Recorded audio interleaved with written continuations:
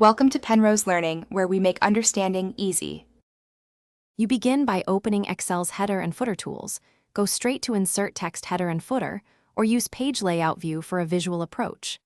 Once done, Excel enters Design Mode and shows Header, Footer, and the Header and Footer Tools contextual tab. You need this because headers and footers apply to the printed layout, not the grid on screen. Make sure the correct worksheet is active and your print area is set so your edits affect the intended pages.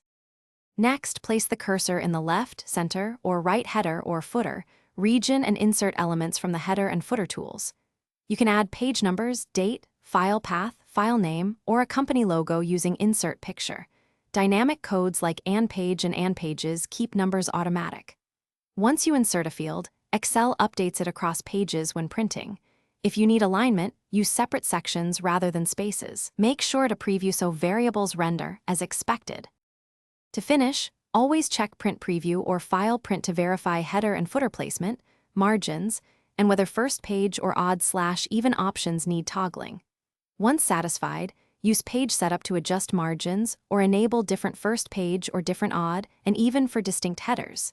If things go wrong, make sure the print area and page breaks aren't cropping content.